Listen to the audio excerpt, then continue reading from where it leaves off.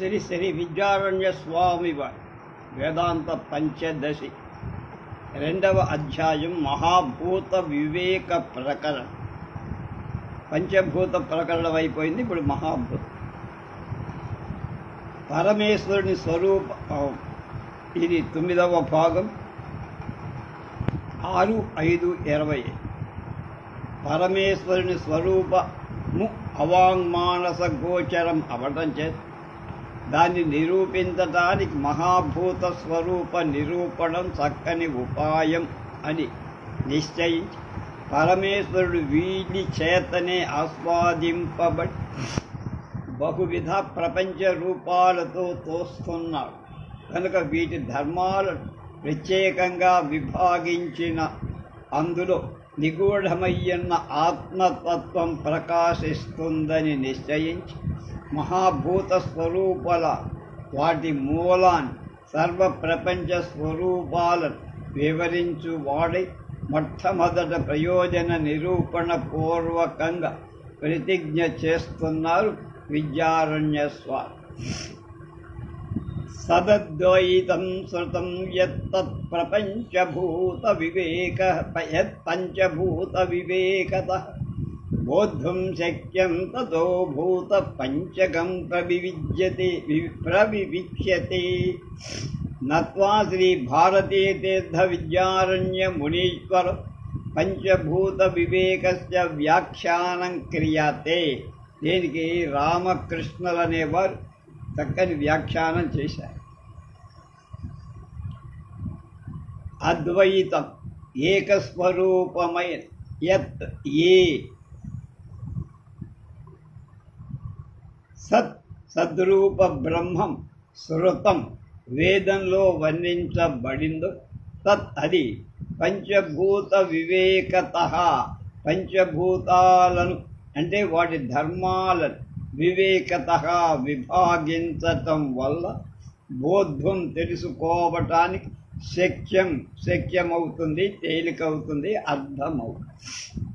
తతః ఆ కారణం వల్ల భూత పంచకం ఈ పంచభూతాలను ప్రవిచ్యతే విభాగించి వర్ణింపబడుతోంది.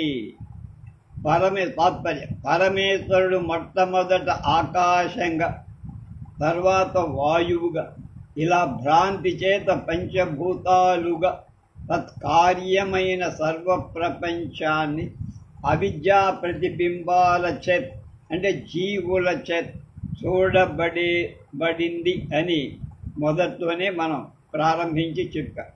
అలా అవటం చేత జీవుడు ఆ బ్రహ్మంలో స్వస్వరూపంలోనే అని గ్రహించాలి. ఆకాశాది ధర్మాలను ఆరోపిస్తున్నారు. అది ఆరోపణే, భ్రాంతి అన్నమాట. త్రాటిని పాముగా చూసినప్పుడు సర్వధర్మాలను త్రాటిలో ఆరోపించినట్టుగా బ్రహ్మంలో భ్రాంతి సిద్ధమైన ఆకాశాదుల ధర్మాలను ఆరోపిస్తుంది. అలాంటి ఆరోపణం వల్ల వచ్చే స్వరూపాన్ని ఆరోపిత ధర్మాలను అంటే ఆరోపాలలో ఎప్పటికీ ధర్మాలు మాత్రమే ఆరోపింపబడు, కానీ ధర్మి అయిన పదార్థం త్రాటిలో భ్రాంతి వలన సర్వధర్మాలు మాత్రమే చూడబడుతోంది, కానీ పాము అక్కడ కనపడు. కలసిపోవటం చేత వీటిలో ఏది వస్తుస్వరూపం, ఏది ఆరోపితమైన ధర్మం అని విభాగించటానికి వీలు కాకుండా విభాగించకపోతే స్వస్వరూప జ్ఞానం కలగదు. కనుక ఆరోపితాలైన ఆకాశాదుల ధర్మాలను వివరించి చూపిస్తే అప్పుడు సులభంగా వాటిని నిరాకరణం వల్ల స్వస్వరూపం తెరపడుతుంది. అలాగే తమోమయ ప్రకృతితో కూడిన పరమేశ్వర ప్రతిబింబమే ప్రపంచ రూపంతో పరిణమించిందని కూడా మొదట్లోనే చెప్పుకున్నాం. అందులో ప్రకృతికే పరిణామమని, పరమేశ్వరి పక్షంలో అది వివర్తనమే, అంటే స్వరూపానికి హాని లేకుండానే పదార్థ అంతరంగా కనపడుతుందని, త్రాడు తన స్వరూపాన్ని పోగొట్టుకొనకయే సర్పస్వరూపంతో తోస్తోంది అంటాం. దీనికి ఉదాహరణ అది చెప్తారు. కనుక ధర్మాన్ని విభాగించి ఆకాశాన్ని ప్రకృతి మాత్రంగా నిర్ణయించే అధిష్టానమైన బ్రహ్మం శేషించిపోతుంది, అంటే లుప్తమై. అప్పుడు భ్రాంతి సిద్ధమైంది అవటం చేత ఆకాశం కూడా లేనిదే అయిపోతుంది. సదేవ సోమ్యేదమగ్ర ఆసీదేకమే అద్వితీయం ఓ శాంతుడా. ఈ ప్రపంచమంతా సృష్టికి పూర్వంలో అనేక మూలంలో ఏకస్వరూపమైన బ్రహ్మంగా మాత్రమే ఉన్నది. తదేవ సోం ఏద అగ్ర ఆసీత్ ఏకమే ఏకమేవా ద్వితీయ. కనుక ఏకంగానే ఉంది, తర్వాతే ఇన్ని రూపాలు వచ్చి అనే శృతుల చేత చెప్పబడిన విషయం స్పష్టం. కార్యాన్ని బాగా విమర్శిస్తే కారణ స్వరూపాన్ని నిర్వివాదంగా తెలుసుకోవచ్చు. మట్టి కుండగా మారిన తరువాత కుండకు సంబంధించిన ఆకారాది విశేష ధర్మ బుద్ధి చేత విభాగం చేసి మృత్తికా స్వరూపం అప్పుడు తేటపడు. మట్టి లక్షణమే. కనుక సులభంగా తత్వజ్ఞానం కలిగించటానికి ఈ ప్రకరణంలో పంచభూతాలను విమర్శించి చెబుతున్నారు. శబ్దస్పర్శౌ రూపరసౌ గంధో భూతగుణాయినే ఏకద్విత్రిచతుః పంచగుణా వ్యోమాదిషు క్రమాత్. శబ్దస్పర్శౌ రూపరసౌ గంధో భూతగుణాయినే ఏకద్విత్యతుః పంచగుణా వ్యోమాదిషు క్రమాత్. శబ్దస్పర్శాన్ని, రూపరసౌ రూపం రసాలు, గంధ గంధం వాసన, ఇవి భూతగుణా భూతాల యొక్క గుణాలు లక్షణం.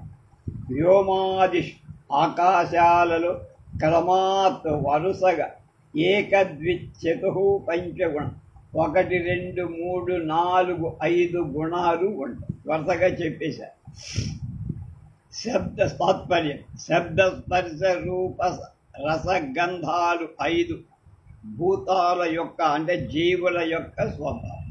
అందులో శబ్దం ఆకాశాన్ని, శబ్దస్పర్శాలు శబ్దం స్పర్శ 2 వాయు, శబ్దస్పర్శ రూపాలు అగ్నికి, శబ్దస్పర్శ రూప రసాలు జలాని, శబ్దస్పర్శ రూప రసగంధాలు భూమికి మట్టి వాసన ఉంటుంది. ఇవన్నీ అనుభవంలో మనకి తెలిసినవే. ఆ అనుభవాన్ని ఇప్పుడు విశదీకరిస్తుంది.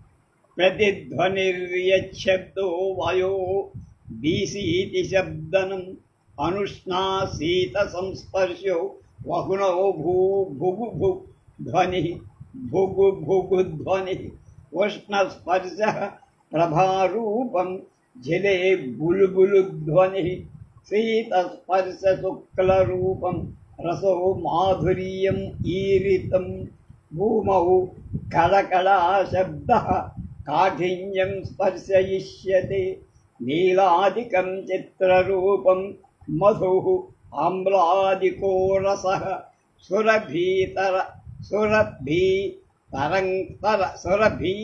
గంధౌ ద్వౌ గుణా సమ్యక్ వివేచితా. మళ్ళా ప్రతిధ్వనిర్యశబ్దో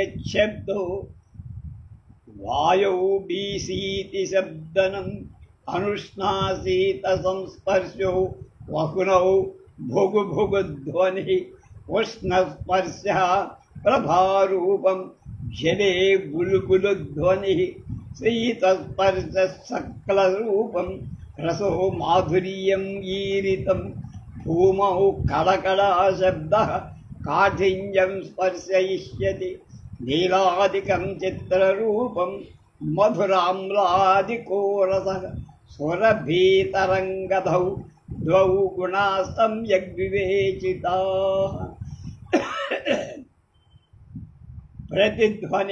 ప్రతిధ్వని అంటే మారు రావటం. మనం మాట్లాడితే మళ్ళీ మన మాట మనకు వినబడదు.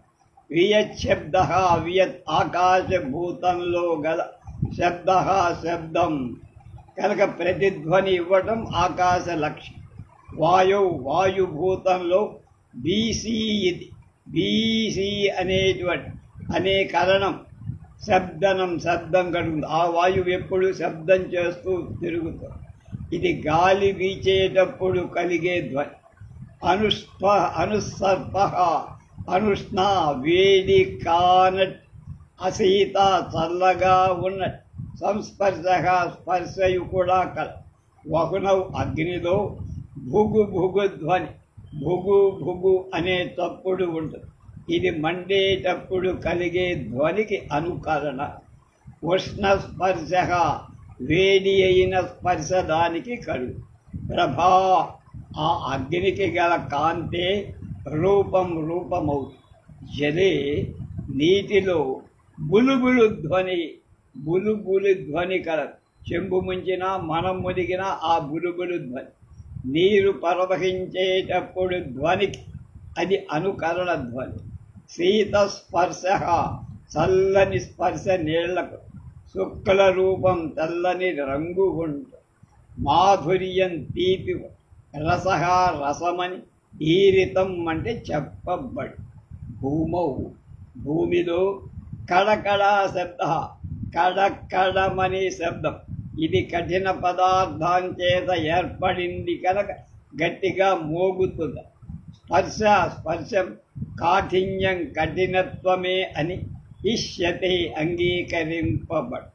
నీలాదికం నలుపు మొదలైన చిత్రరూపం విచిత్ర రంగులు వర్ణాలు ఉన్నాయి. మధురామ్లాదికా తీపి పులుపు మొదలైన. రస అన్ని రకాలైన నవరసాలు కలదు. స్వరభీతర గంధౌ స్వరభి సువాసన, ఇతర దానికంటే భిన్నమైన దుర్వాసన కూడా. గంధౌ గంధానికి వాసనలు, ద్వౌ రెండు కల అంటే సుగంధం ఉంది దుర్గంధం. ఇది ఈ విధంగా గుణాహ భూత గుణాలు సమ్యక్ బాగా వివేచన చెయ్యబడ్డాయి. ఆకాశంలో గల శబ్దం మనకు అనుభవంలో ఉన్న ప్రతిధ్వని. ఆకాశం ఉంది కనే మనకి ప్రతిధ్వని వినిపిస్తుంది.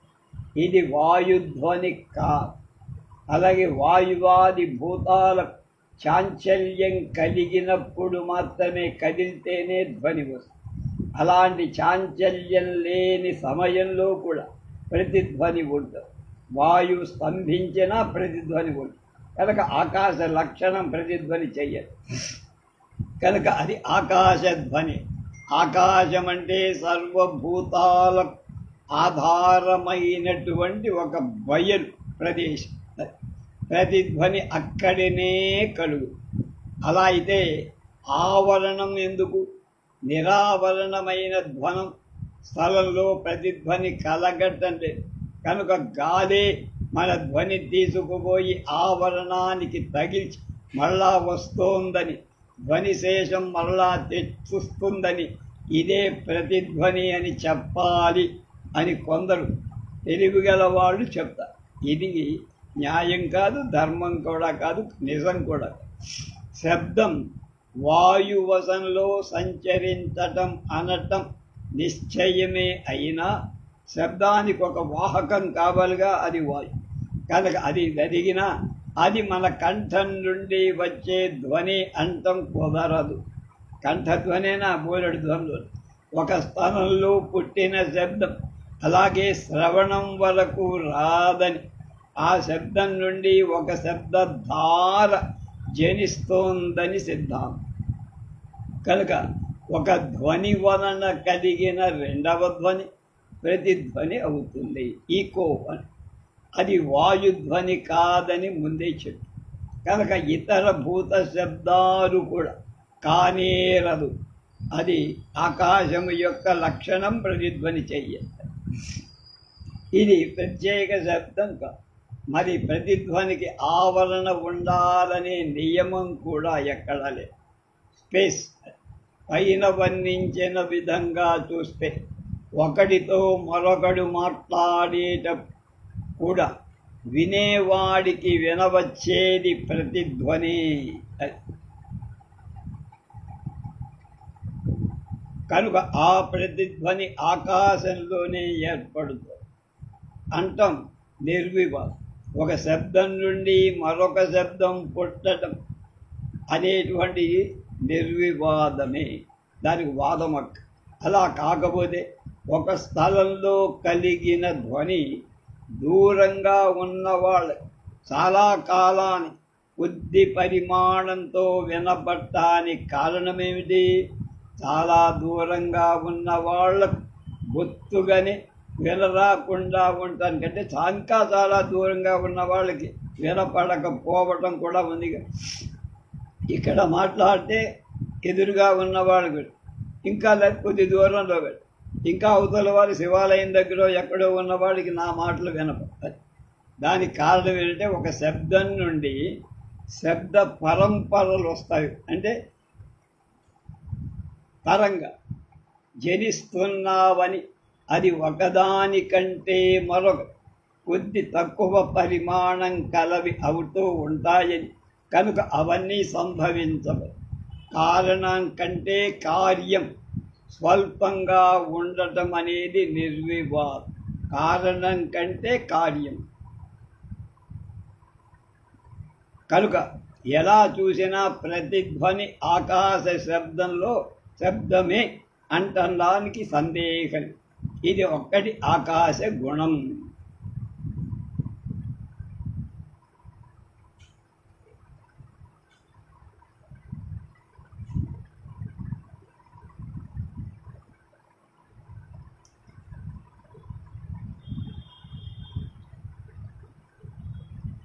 అగ్నిలో శబ్ద స్పర్శ రెండు గుణాలు.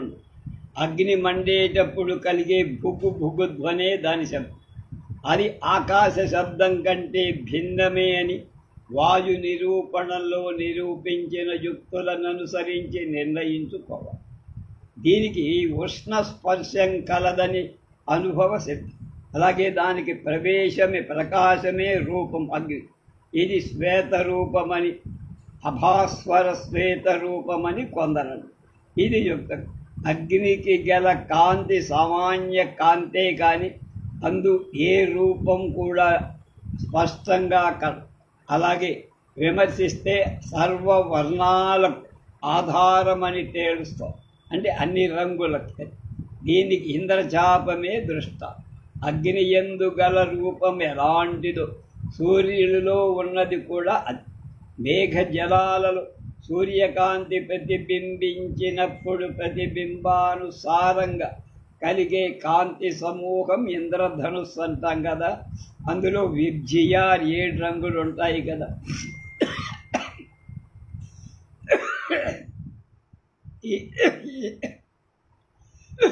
ఈ విషయం అనేక సార్లు అనేక చోట్ల వర్ణించాలి. దీన్ని బట్టి చూస్తే సూర్యకాంతిలో సర్వవర్ణాలు తెల్లని కాంతిలో 7 రంగులు ఉన్నాయని న్యూటన్ వర్ణ చక్రం మనకి చెప్తారు.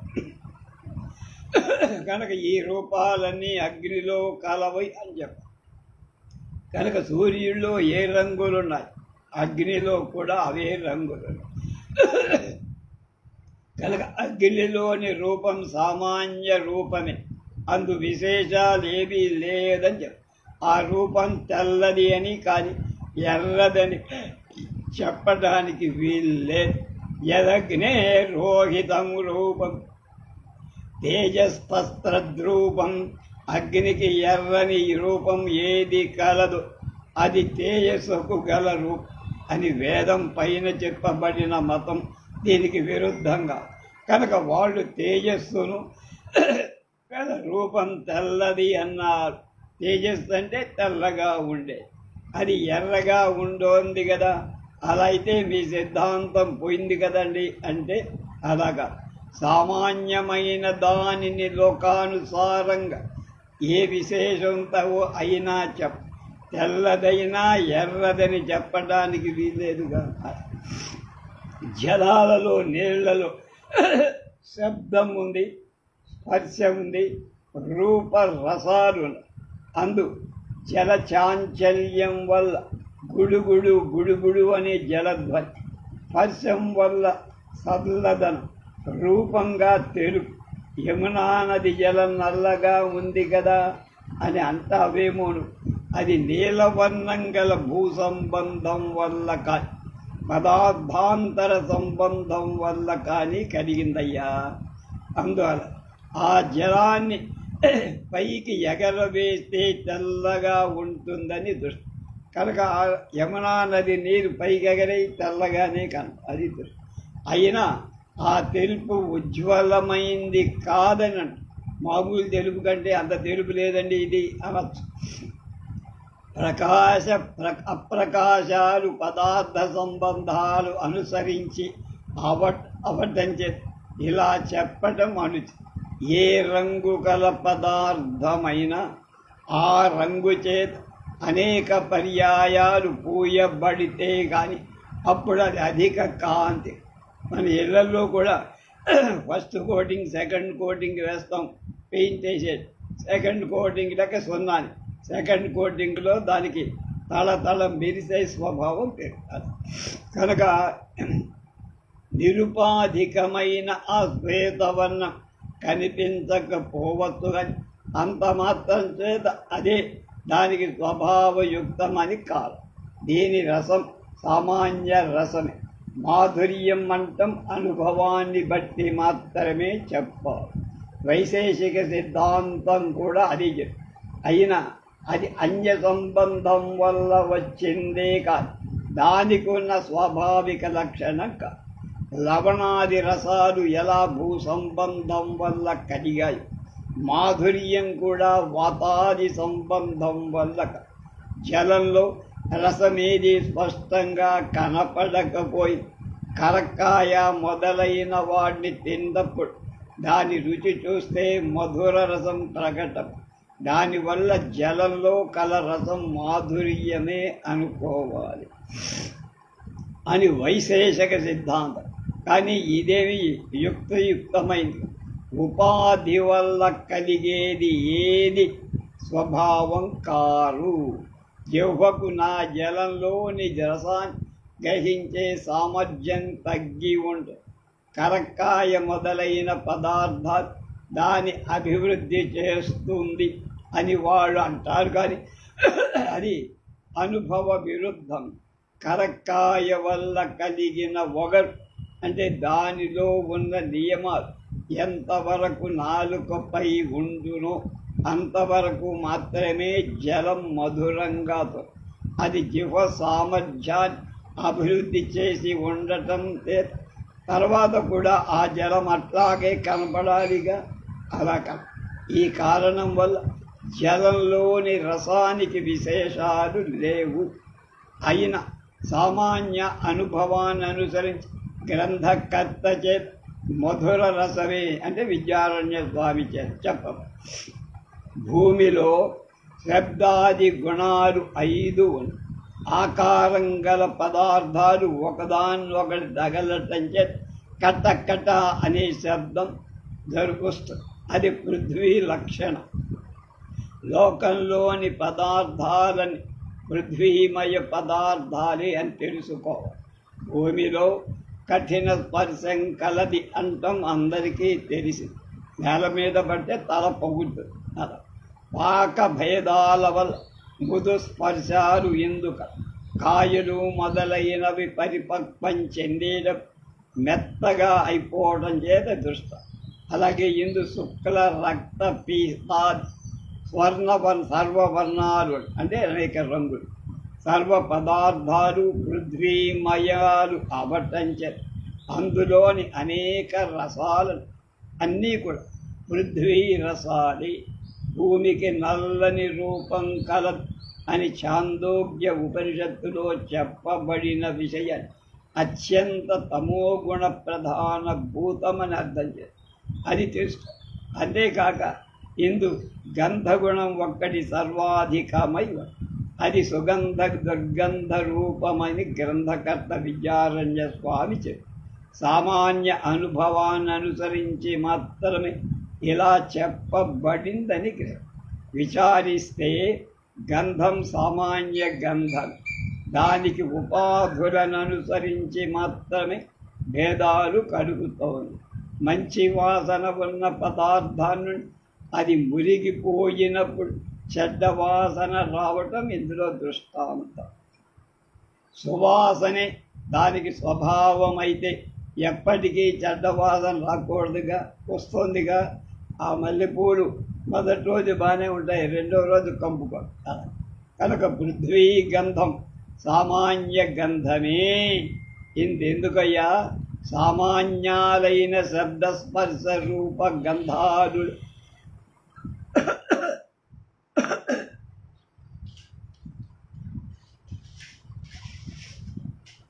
రసగంధాలే క్రమంగా తక్కిన భూత విశేషాలు. ఒక్కొక్క భూతంలో విశిష్టం విశుద్ధం నాతిరిచ్యతే.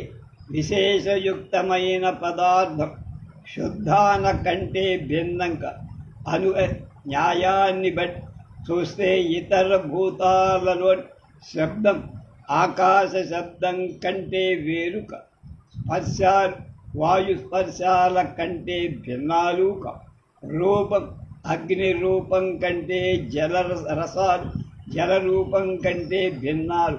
ఇదే పరమ సిద్ధాంతమైన సామాన్యుల అనుభవం ఆశ్రయించి ఇలా గుణ వివేచనం చేయబడిందని గ్రహించి ఇలా జ్ఞానేంద్రియాల స్థాన స్వరూప స్వభావాలతో వివరిస్తున్నారు.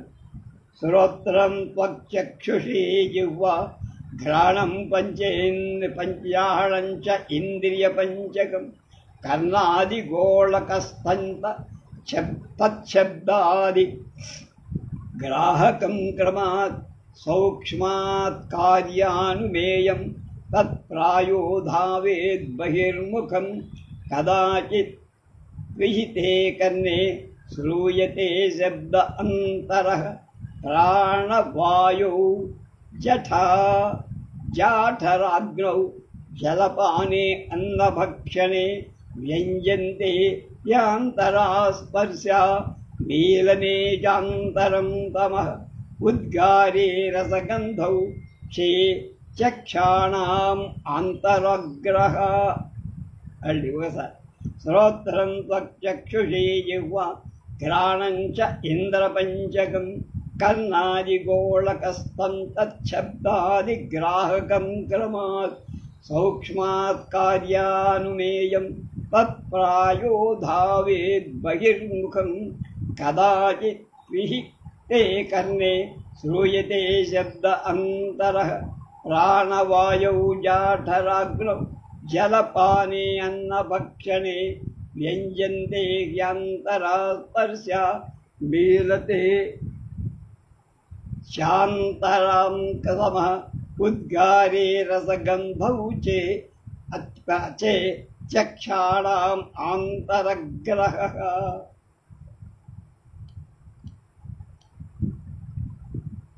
శ్రోత్రం చెవి, త్వక్చక్షుషి చర్మము నేత్రం, జిహ్వా నాలుక, ఘ్రాణంచ నాసిక అనేటువంటి ముక్కు. ఇంద్రియ పంచకం పంచేంద్రియాలు. తత్ ఆ ఇంద్రియాలు పంచకమని ఏకవచనం ఉండటం చేత తత్ అని ఏకవచనంగా చెప్పారు. కర్ణాది గోళకస్థం, కర్ణాది చెవి మొదలు, గోళక గోళాలలో చెవి, చర్మము, కన్ను, నాలుక, ముక్కు అవి వరుసలుగా. అందులో స్థం ఉండి క్రమాత్ వరుసగా శబ్దాది గ్రాహక శబ్దాదులను గ్రహిస్తోంది. తత్ సూక్ష్మాత్ అతి సూక్ష్మం అవటం చేత్ కార్యానుమేయం కార్య శబ్దాన్ని గ్రహించటం మొదలైన కార్యాల వల్ల అనుమేయం ఊహింప తగింది అయి ఉన్నది. కంటికి కనపడు. ప్రాయ సామాన్యంగా బహిర్ముఖం వెలుపలి భాగానికే ధావేత్ పరుగులిచ్చేటువంటి ధ్వని. ఏకవచనాల అన్నిటికీ ఇంద్రియ పంచకమనే ఏకవచన శబ్దమే ఉపయోగించి కదాచిత్ ఒకానొక కన్నే చెవి విహితే సతి మూయబడుతుండగా ప్రాణవాయువులో జఠరాగ్నిలో గల అంతరః లోపలి శబ్దం శ్రూయతే వినబడుతుంది. చెవులు మూసినప్పుడు వినబడేటప్పుడు లోపలి ధ్వని అని తెలుసుకోవాలి, బయట ధ్వని కాదు. అది వాయువు అగ్నుల సంచార ధ్వని. జలపాని నీరు తాగేటప్పుడు, అన్నభక్షణే అన్నం తినేటప్పుడు, అంతరాహ లోపలి స్పర్శాః శీత ఉష్ణ మృదు కఠిన స్పర్శాలు వ్యంజతే తోస్తున్నాయి.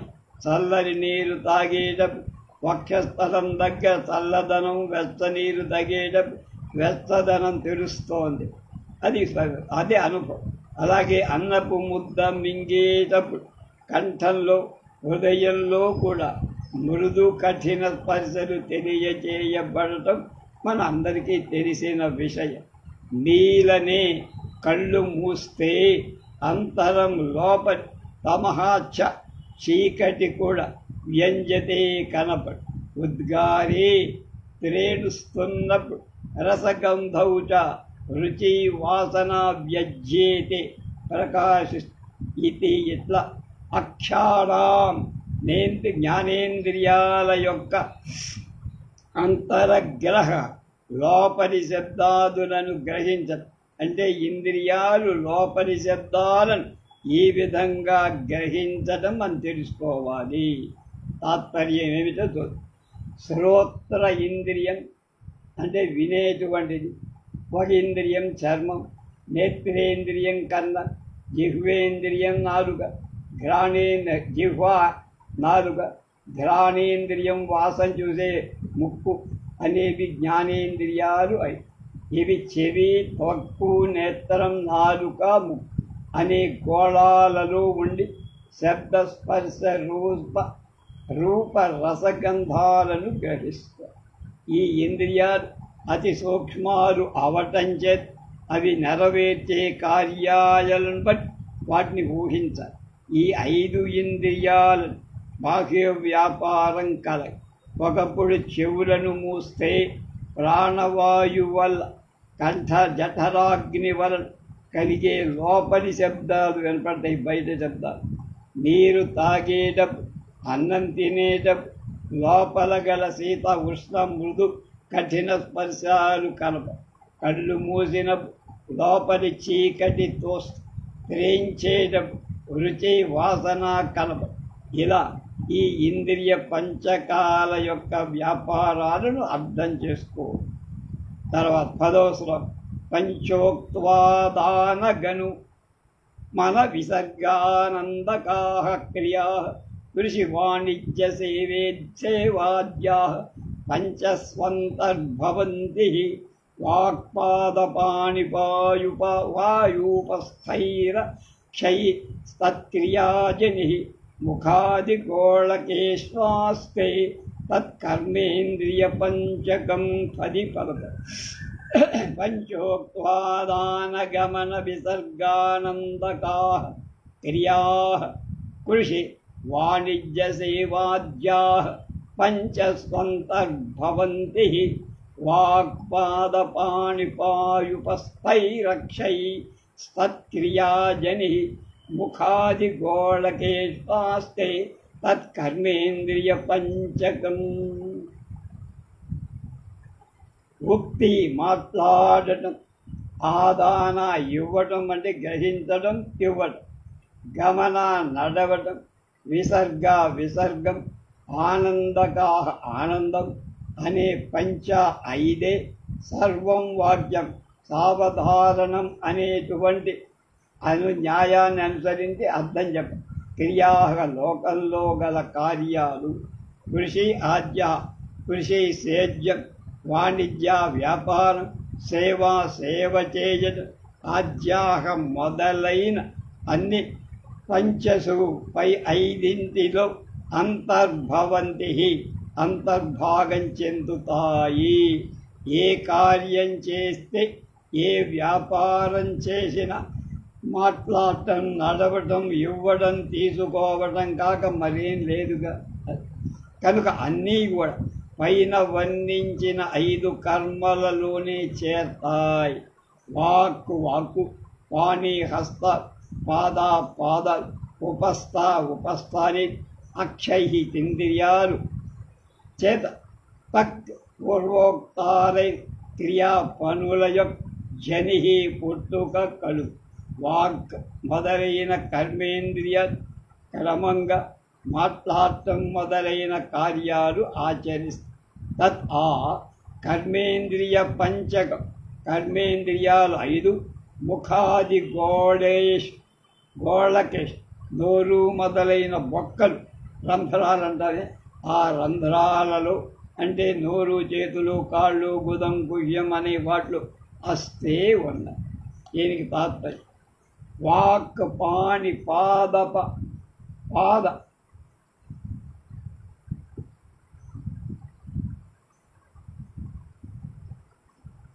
వాయు అవస్థ అనే కర్మేంద్రియాల వల్ల మాట్లాడటం, ఇవ్వటం, పుచ్చుకోవటం, నడవటం, మల విసర్జనం, ఆనందించటం అనే క్రియలు వీటి వల్లే జరుగుతాయి. మనోదశేంద్రియాధ్యక్షం హృత్పద్మే గోళకే స్థితం పంచాంతఃకరణం బాహ్యే స్వాతంత్ర్యాద్వినేంద్రియై అక్షే స్పర్ధార్చితే శ్వేత గుణదోష విచారకం సత్వం రజస్తమశ్చాస్య గుణా విక్రియతే హితైః. మళ్ళా మనోదశేంద్రియాధ్యక్షం హృత్పద్మే గోళకే స్థితం తచ్ఛాంతఃకరణం బాహ్యే స్వాతంత్ర్యాద్వినేంద్రియై అక్షే స్వ అర్ధార్పితే శ్వేత గుణదోష విచారకం సత్వం రజస్తమశ్చాస్య గుణా విక్రియతే హితైః. మనస్సు దశేంద్రియాధ్యక్షం, 10 అయిన ఇంద్రియ పూర్వోక్తాలైన 5 జ్ఞానేంద్రియాలు, 5 కర్మే అధ్యక్షం, వాటికి ప్రభువు. హృత్పద్మే హృదయ కమలమని గోళకే గోళంలో స్థితం ఉంది. తత్ అది అంతఃకరణం లోపలి ఇంద్రియం భవతి అవుతాయి. ఇంద్రియై విన ఇంద్రియాలు లేకపోయే బయట వెలుప అస్వతంత్ర్యాత్ స్వతంత్రంగా సంచరించే శక్తి లేకపోవటం వల్ల అక్షేషు ఇంద్రియాలు కన్ను మొదలై అర్ధార్పితేషు తత్సు అర్ధ విషయాలైన శబ్దాదులను అర్పితేషు తత్సు ప్రవేశపెట్టబడి ఉండగా గుణాలను దోషాలను విచారిస్తూ అస్య ఈ మనస్సు సత్వం రజతమహంచ సత్వరజస్తమస్సు గుణా తై వాటి చేత తత్ ఆ మనస్సు విక్రియతే వికారం చెందుతోంది కదా. శబ్దస్పర్శాదుల కంటే అధికమైన పదార్థాలను మనం చూడటం లేదు, అవి ఉంటేనే చూస్తాం. మనం ఏ విషయాన్ని వినని, దేన్ని తాకిన, చూసిన, వాసన మూర్కొనిన అందు గ్రహించటానికి శబ్దాదులనే అవటం లేదు. అందులో శబ్దాదులు ఉంటేనే. అలాగే మాట్లాడటం మొదలైన వాటిలో ఇతరాలైన పనులేం లేవు. మనం ఏ కార్యం చేసినా అది మాట్లాడటం మొదలైన వాటిలో ఏదో ఒకదాంతో ఏకీభవించక తప్ప. ఈ 10 ఇంద్రియాల చేత కలుగుతాయి. దీనికి రాజు మనస్సు.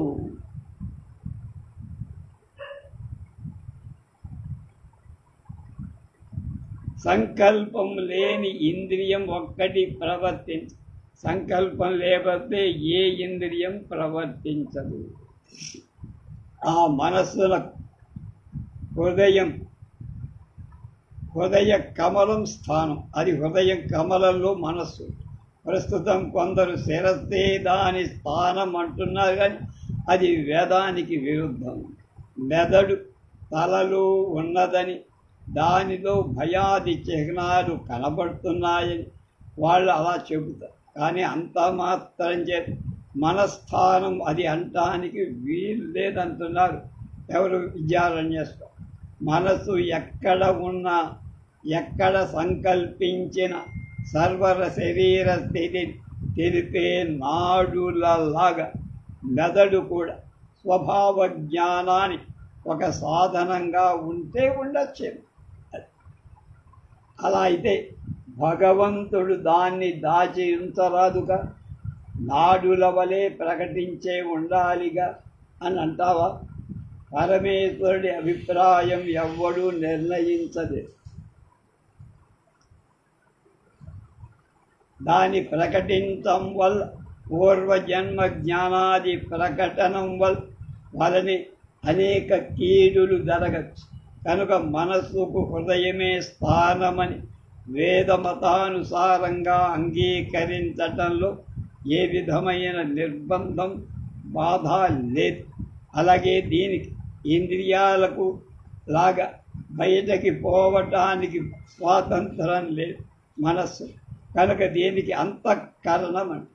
ఇది ఇంద్రియాలు విషయాలు గ్రహింపక ఉపక్రమించేట వాటితో కలిసి వెలుపలకి వచ్చి అందులోని గుణదోషాలు విచారిస్తూ ఉంటారు. దీనికి సత్వరజస్తమస్సులని 3 గుణాలు ఉంటాయి.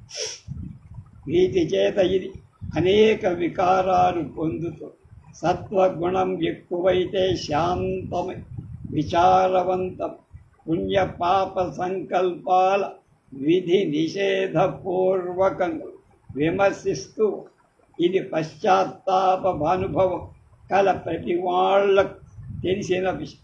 రజోగుణం అధికమైతే కామ క్రోధాదులు కలది అవు సంక్షోభాన్ని చెందు అనేక కర్మలు చేస్తూ, తమో గుణం అధికమైతే మూఢమై ఏం చెయ్యక రాయిలాగా నిదిరించిపోతుంది కుంభకర్ణుడు.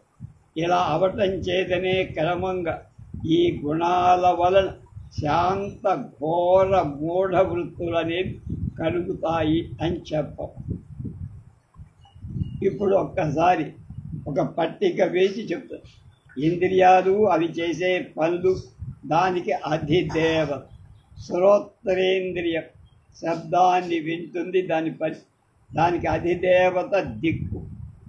త్వక్కేంద్రియం అంటే చర్మం స్పర్శాన్ని గ్రహిస్తుంది, దానికి అధిదేవత వాయు. చక్షురింద్రియం రూపాన్ని తెలుసుకుంటుంది, చూస్తుంది, దానికి అధిదేవత సూర్యుడు. రసనేంద్రియం రుచిని గ్రహిస్తుంది, దానికి అధిదేవత వరుడు. ఘ్రాణేంద్రియం వాసనని గ్రహిస్తుంది, దానికి దేవత అశ్విని దేవత. అలాగే ఇవన్నీ జ్ఞానేంద్రియ. కర్మేంద్రియాలు, ఇంద్రియాలు కార్యక్రమం అధిదేవత. వాక్ ఇంద్రియం పుణ్యపాప మిశ్రమ సంభాషణ చేస్తుంది, దీనికి అధిదేవత చతుర్ముఖుడు. పాణి చేతుల ఇంద్రియం దాన ప్రతిగ్రహాలు చేస్తుంది, ఇవ్వటం పుచ్చుకో. ఇంద్రుడు దీనికి అధిదేవత. పాద ఇంద్రియం, పాదాలంటే పాదాలు తెలుసు కదా, కాళ్ళు. గమన అగమనాలు చేస్తుంది, వెళ్ళటం రావటం. దీనికి ఎవరు? ఉపేంద్రుడు, దీనికి అధిదేవత. వాయురింద్రియం మల విసర్జన చేస్తుంది, దీనికి మృత్యువు అధిదేవత. ఉపస్థ ఇంద్రియం శుక్రమూత్ర విసర్జనం చేస్తుంది, ప్రజాపతి, దీనికి అధిదేవత. ఇక 5 వాయు పంచకాలున్నాయి.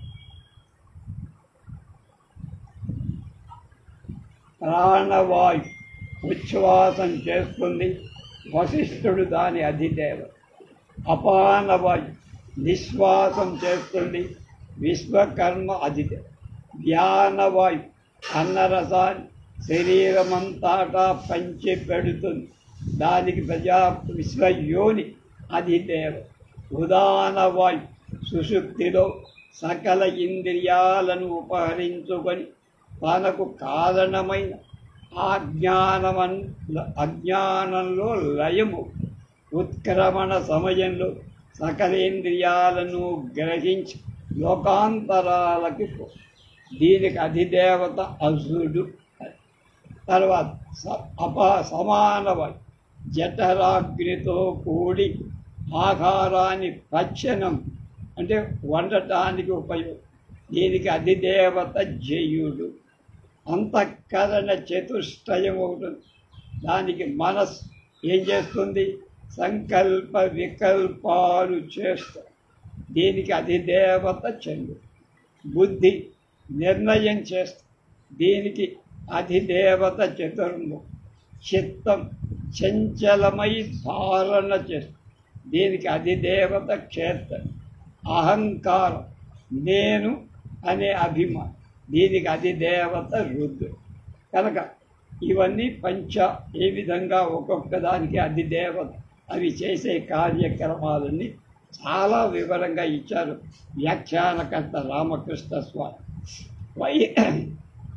వైరాగ్యం శాంతిరౌదార్యం ఇత్యాద్యా సత్వసంభవా కామక్రోధౌ లోభయత్న విచ్ఛాద్యా రజసోత్థిత ఆలస్య భ్రాంతి తంద్రాద్య వికారాస్తమకోత్థిసోత్థిత సాత్వికై పుణ్య నిష్పత్తి పాపోత్పత్తిశ్చ రాజసై. వైరాగ్యం శాంతిరౌదార్యమిత్యాద్య సత్వసంభవ కామక్రోధౌ లోభయత్న విచ్ఛాద్యా రజసోత్థిత ఆలస్య భ్రాంతి తద్రాద్య వికారస్తమపోత్థిత సాత్వికై పుణ్య నిష్పత్తి వాశోత్పత్తిశ్చ రాజసై పాపోత్పత్తి. తామసైర్నో భయం కింటు వృధాయుక్షపణం భవేత్ అత్రాహం ప్రచ్చయీకర్తేచ్చేవం లోకవ్యవస్థితిః. తామసైర్నో భయం కింటు వృధాయుక్షపణం భవేత్ అత్రాహం ప్రచ్చయీకర్తే చేవం లోకవ్యవస్థితః. వైరాగ్యం శాంతి ఔదార్యం దాతృత్వం ఇత్యాద్య మొదలైన సత్వసంభవా సత్వగుణం వల్ల కలిగాయి. కామక్రోధ లోభయత్నాలు అత్యాస కార్యాలను చేస్తాయి. ఇత్యాద్య అనే వాటి మొదలై రజోగుణంచే ఉత్థితా పుట్టినవి. ఆలస్యం భ్రాంతి భ్రమ తంద్రి కునికిపాడు అధ్యాహ మొదలైన వికారాహ తమో గుణం వల్ల ఉత్థితా పుట్టినవి. సాత్వికై సత్వధర్మాలచే పుణ్య నిష్పత్తి పుణ్యము యొక్క నిష్పత్తి పుట్టుక జరుగు. రాజసై రజోగుణ సంబంధాలైన లక్షణాలచే పాపము యొక్క ఉత్పత్తి పుట్టుక జరుగు. తామసై తమోగుణ ధర్మాలచే ఉభయం ఈ రెండును నాకు కలగవు. కింటు ఇంకా ఏమంటే వృధా నిరర్ధకంగా ఆయు అంటే కాలం ఆయుర్దాయం క్షిపణం క్షీణించు భవేత్. అత్ర ఈ సర్వ విషయాలలో అహం ప్రత్యయ అహంకారం కలవాడి కర్త ప్రభు ఇచ్చేవా ఈ విధంగా లోకము యొక్క వ్యవస్థిత ఏర్పాటు జరిగింది. వైరాగ్యాదు సత్వధర్మం, కామాదులు రజోధర్మం, ఆలస్యాదులు తమోధర్మం. సత్యధర్మాలచే పుణ్యం, రజోధర్మం చేత పాపం, తమోధర్మం చేత ఏమీ జరగదు. అలాగే ఆయుష్కాలమంతా ఊరికేనే వేస్ట్ అయిపో. ప్రమాదాదులచే ఆలస్యాదులచే పురుషుడు ఏ పని చేయక మూఢుడై జడుడైపో. ఈ విధంగా ఇంద్రియాదులన్నీ వివరించబడ్డాయి. ఇంద్రియాల శక్తి బాహ్య విషయాలు చూసినంత వరకే. కర్మేంద్రియాల కార్యాలను ఆచరించటంలోనే సమం. ఇది మంచి, ఇది చెడ అని విచారణ ఒకటి కనుక అది మనోధర్మం అని అంగీకరించాలి. ఆత్మ సామాన్య జ్ఞాన రూపుడు అవటంచే అలా ఆరు విచారించి జ్ఞానేంద్రియాలు గ్రహించునంత వరకే సామర్థ్యం కనుక అవి విచారింపనేరు. ఇలా అవటం చేత ఆ విచారణ మనోధర్మమే నిశ్చయ రూపం పొందినప్పుడు అది బుద్ధి ధర్మం. ఈ మనోబుద్ధులకు సత్వాది గుణాలు వికార రూపం. కారణం ఈ ఇంద్రియాదుల వల్ల సాధనాలుగా తీసుకొని భోగాలు అనుభవిస్తాడు జీవి.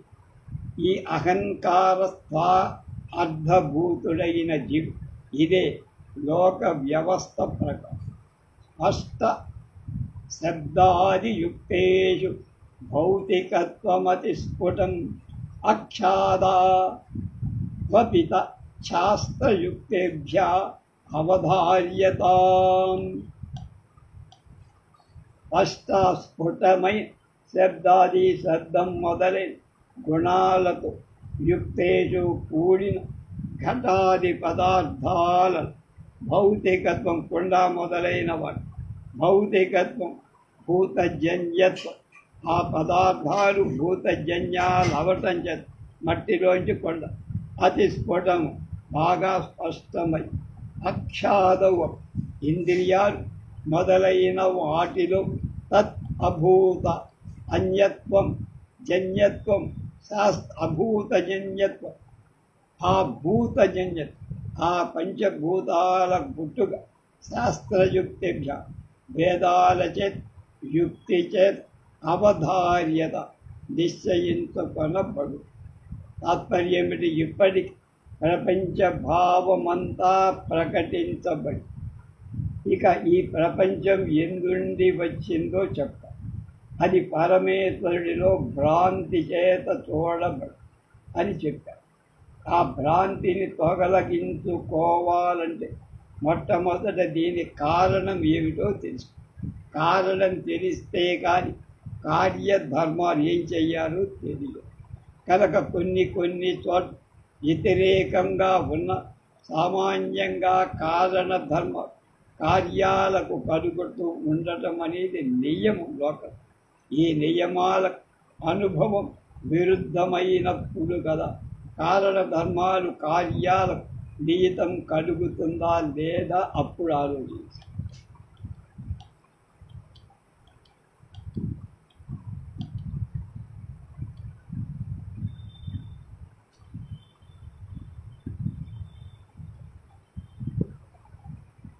ఏకాదశేంద్రియైర్యుక్త్యా శాస్త్రేణాప్యవగమ్యతే యావత్ కించిత్ భవేదేత ఇదం శబ్దోదితం జగత్ ఇదం పూర్వం పరా సృష్టి ఏకమేవాద్వితీయకం సదేవాసే నామ రూపే నాస్తామిచ్చారుణేర్వచ.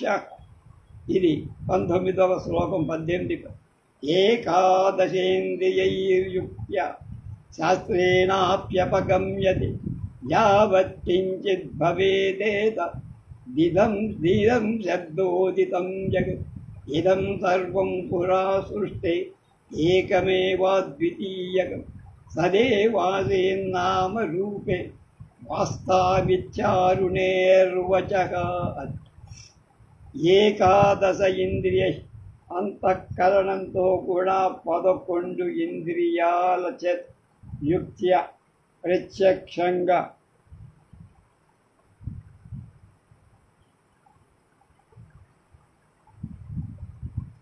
ప్రమాణాల చేత శాస్త్రేణ వేదాది శాస్త్రాల చేత యావత్ కించిత్ అవగమ్య ఇంత అని నిరూపించటానికి వీలుగా తెలియబడుతుందో ఏతత్ ఈ జగత్తు ప్రపంచం ఇదం శబ్దోదిత శృతిలో శబ్దం అంటే శృతిలోని ఇదం అనే శబ్దంతో చెప్ప భవేత్ అగు సృష్టి పూర్వం ఇదం ఈ కనబడే ప్రపంచం సర్వం అంతా ఏకం ఏవా ఒక్కటే అయి అద్వితీయక రెండవది లేందై సజాతి విజాతి స్వగత భేదాలు లేందై సత్తు ఏవ సన్మాత్రంగాని సత్తాస్వరూపమై బ్రహ్మమాత్రంగాని అసీత్ అయి ఉంది. నామరూపే ఇప్పుడు కనపడే నామరూపాలు నాస్థాం లేవు ఇది అని అరుణ మహాముని కుమారుడైన ఉద్దాలకుడియ వచః వాక్యం. ఆయన చెప్పాడంటే వేదం చెప్తుంది.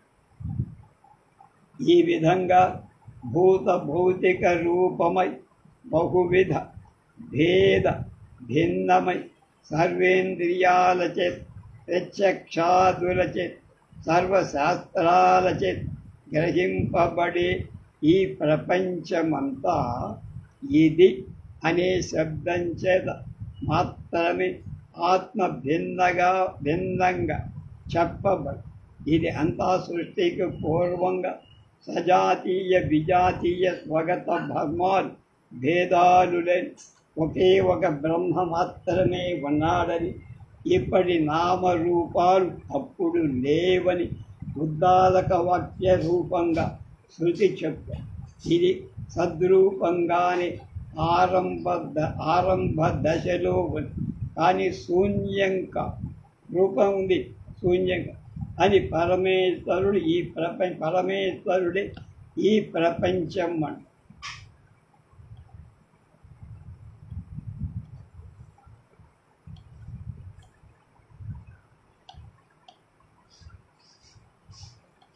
వృక్షస్య స్వగతో భేదః తత్ర పుష్పఫలాదిభిః వృక్షాంతరాత్ సజాతీయో విజాతీయశిలాదితః తథా సద్వస్తునో భేద త్రయం ప్రాప్తం నివార్యతే ఐక్యావధారణద్వైత ప్రతిషేధైస్త్రిభిః క్రమాత్.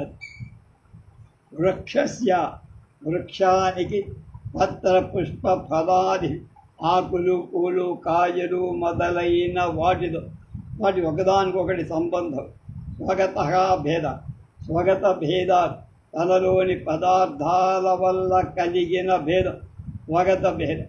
వృక్షాంతరాత్ మరొక వృక్షం నుండి భేదం సజాతీయ భేదం. వృక్షానికి మరొక వృక్షానికి సమాన జాతి కలదే కదా. శిలాదిత రాయి మొదలైన వాటి నుండి కలిగిన భేదం విజాతీయ భేదం. వృక్షానికి వృక్షం సజాతీయం, వృక్షానికి రాయి విజాతీయం. వృక్షానికి రాయి సమాన జాతిక. అలాగే తథా ఆ విధంగానే సద్వస్తువ సత్పదార్థాన్ని ప్రాప్తం సామాన్య న్యాయాన్ని అనుసరించి అన్ని పదార్థాల భేదత్రయం కలుగుతుంది అనే న్యాయాన్ని బట్టి సంభవించిన భేదత్రయం పైన చెప్పబడిన 3 భేదాలు క్రమంగా ఐక్య ఒక్కటి అవటం చేత ఏకం అనే పదం చేత అవధారణ ఒక్కటే అని నిశ్చయించేట ద్వైత రెండవ దాని ప్రతిషేధై సత్పదార్థం కంటే భిన్నమైంది లేదు అది నిషేధించటం అద్వితీయం ఏకమేవాద్వితీయం అనే పదం చేత నివార్యతే. లోకంలో ప్రతి పదార్థానికి సజాతీయ విజాతీయ స్వగత భేదాలని 3 భేదాలు. అందు ఏ పదార్థానికైనా తన అవయవాల నుండి కలిగే భేదం స్వగతం. చెట్టులో ఆకు పూలు అల్ల అవయవాలలో పరస్పర భేదం కలగటం, కాళ్ళు చేతులు ముక్కు వాటి ఇదే ధర్మం. అలాగే కనుక ఇవి వాటిలో పరస్పరం భేదం కలిగిన పదార్థానికి అవయవాలకి భేదం కలిగినట్లే. ఇది చెయ్యి, ఇది దేహం, ఇది పండు, ఇది వృక్షం, ఇది లోపలి ఇల్లు, ఇది బయట అది మొదలైన వ్యవహారాలు ఈ విషయంలో ఉదాహరణ. అలాగే పదార్థాన్ని సమాన జాతీయమైన మరొక పదార్థంతో కల భేదం దాని సజాతీయం. ఇది మనుష్య దేహం, ఇది పశుదేహం, ఇది వేప చెట్టు, ఇది మామిడి చెట్టు అనే మొదలైన వ్యవహారాలు ఈ భేదానికి ఉదాహరణ. ఇందు విశేషాల వల్ల మాత్రమే భేదం. కానీ పదార్థాలు ఒక్క జాతిలోవే. రెండును దేహాలు, రెండును వృక్షాలు. ఇంత దూరం కూడా పోవ. ఈ మనుష్య దేహం కంటే ఈ మనుష్య దేహం, ఈ వేప చెట్టు కంటే ఈ వేప చెట్టు బెల్లు, ఈ మామిడి చెట్టు పొలంలో, ఈ మామిడి చెట్టు దుడ్లో, అలా మొదలైన వ్యవహారాలు కూడా ఈ విషయంలో మనకు ఉదాహరణగా ఉపయోగం. ఇది 3వది విజాతీయ భేదం. ఇది పదార్థానికి మరొక పదార్థంతో కలదు. ఇది కొయ్య, ఇది రాయి. కొయ్యకి రాయికి సంబంధం. ఇలా సామాన్యంగా భేదత్రయీ భావాన్ని నిరూపించి దానికి యుక్తులకు చూపువాడై మొట్టమొదటి స్వగత భేదాభావాలను నిరూపిస్తున్నారు విద్యారణ్య స్వామి. 22వ శ్లోకం 2వ అధ్యాయంలో రేపు తెలుసుకుంటాం.